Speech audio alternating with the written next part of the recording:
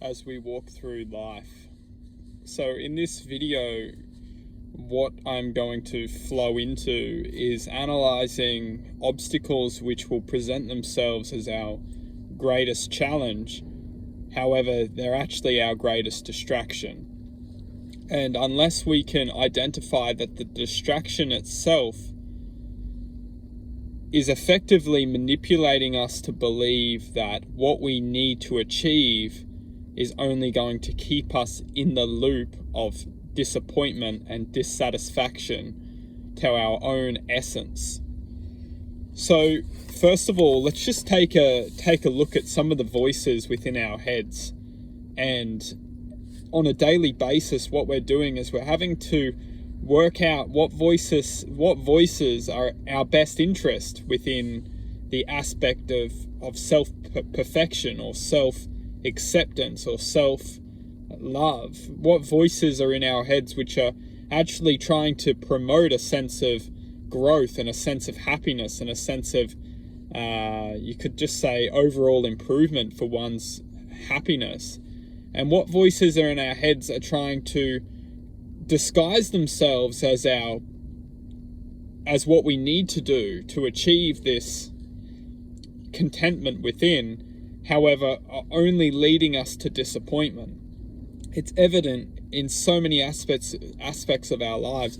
We say that we need to do something, and then we try to implement ways to achieve this something.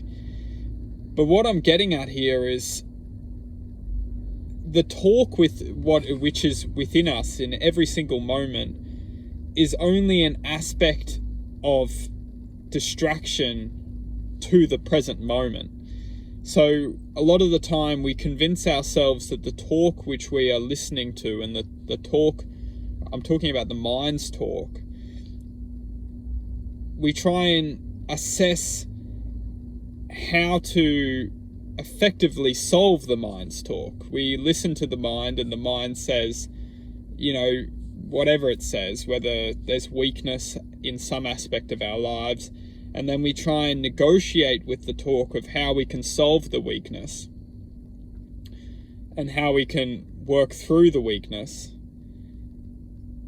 And now this is where the synapse of choice takes place, is because then we either choose to work with this element of our lives which we feel we need to improve, or we choose to neglect this element of our lives, and we relapse into whatever it is which is affecting us. And for many of us, this could be addictions of some sort, this could be pleasure of some sort, this could be just anything which is you could say, dopamine release of achieving something which we feel isn't good for us. If it's more pleasurable to do something than to rebel against that action, which will effectively create the reaction of a sense of satisfaction or a sense of contentment within that moment. And it's not to say that moment will be sustained over longevity. It might just, for example, food or drugs, or even going into sex. It's only fulfilling within that moment, and then it always has an after effect, and it's that after effect which we then recap on what we've done and realize that what we did is not benefiting our lives. What I would like to bring to the attention is that a lot of the time there's sophistication outside of ourselves which is very aware that certain things in our lives are just not meant to happen. And this element of outside of ourselves and this manipulation which takes form outside of ourselves, which then represents an existence within ourselves, because if we're taking a source of, you could say, awareness which is not truthfully ours, and we are seeding it within ourselves, within our thought, to perceive an existence which we are not meant to be. And this existence is effectively trying to gain our attention of what we should evolve to. However, this is only guiding us down a path of continuous self-deceit and continuous self-judgment, because we're not meeting. How this works is that if we're seeded an idea which is never meant for us to achieve, and this is so evident within daily lives as we set these goals which we never achieve. This is not a negative thing, and it's not to say that we can't achieve goals and can't achieve a certain destiny. But what I'm saying is that if we're seeded an idea from an existence outside of ourselves, which knows that we're never meant to achieve the full fulfillment of that goal, or it's only to give us something to focus on, which it understands, which this awareness understands that we will never fulfill, which will ultimately create disappointment and dissatisfaction with our own self, which will then create this level of resentment within ourselves, which weakens our existence, which then our existence can never truthfully blossom into its own expression of unique individuality, because it's always upset and weak and resentful against the world, and it will never promote a sense of unique expression of love and purity. And so what I'm saying, to summarize, is this: we must become aware of this present moment. And when I'm referring to this present moment, I'm referring to everything which is now. If we're convincing ourselves everything we need to do to enter the present moment, we must become aware of what it is that is trying to convince our attention what we need to do to enter the present moment. Because naturally we should be here. Naturally we should be present, and naturally we should be connected.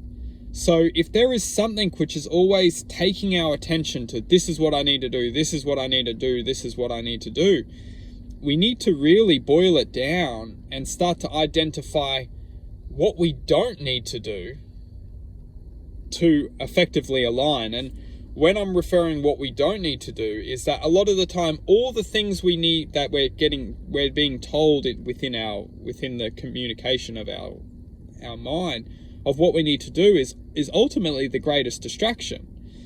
Because if we're constantly reacting and to the voices within our heads,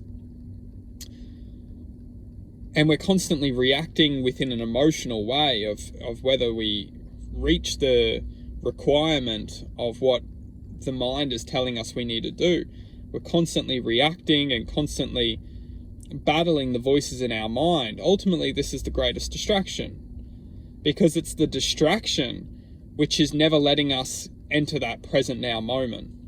Now, it's very important to understand is that once we silence the mind, and once we just are able to let go of all the talk and all the chatter, what we will begin to see is we will see harmony take place within the present moment.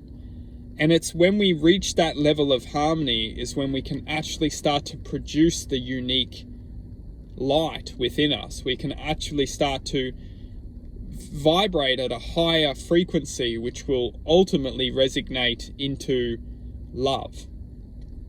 So all I'm saying is the chatter of the mind is often density, and although we're trying to vibrate at a higher density, it's still density. The mind, the talk, the communication, it's only trying to give us different levels of its own existence, of its own density.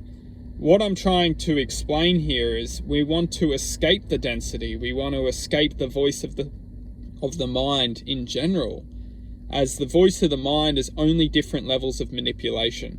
We may try and communicate to free at one aspect, but there will always be a different level to then come into our lives to say, okay, you've done that, great job, now this is your next problem. And it's constant, like we're working through constant problems within our lives.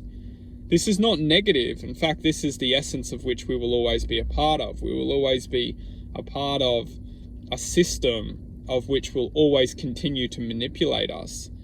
What I'm just saying is that it's so important to not get stuck on what's holding us back, rather identify with what is attempting to hold us back. And oftentimes what is identifying which is holding us back is the essence of what is truthfully holding us back. It's effectively giving someone something to think about, but what is the essence that is truthfully preventing us from achieving one's individuality is the distraction and the disguise that we are not perfect already. And everything in this present moment is at one with perfection.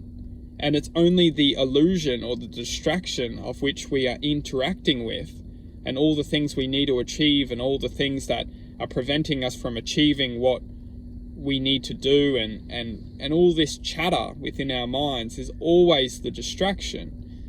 We are perfect in this moment, and it's only the voice in our minds which is preventing us from aligning with that perfection. And when we just start to understand that the voice in our minds will always give us something to become irritable about, or it will always give us something to work on. And it's not to say that this is negative, but it's just to become aware that we are perfect already. Naturally, we should just flow into what's present.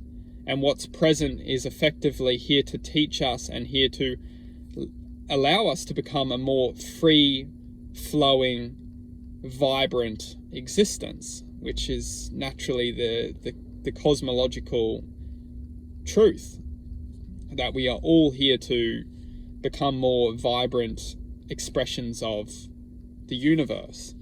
So whatever voice is trying to manipulate and trying to create this box around us, and we're always interacting with the box and always trying to figure out how we can, tidy the box better. We're in a box, and we'll always be in a box as long as we are continuing to try and work things out within the form of self-preservation, within the form of identifying that the voice in our heads is ultimately trying to do us good. And that's one very powerful thing just to recap on, is that when we say we gain something, we be successful, there'll always be something to come into our lives which will eventually try and manipulate us back into this sequence of, trying to give us something to implement. And then as soon as we can't reach that level of, you could say, perfection, or we can't achieve something, we will constantly be relapsed into a state of disappointment or dissatisfaction or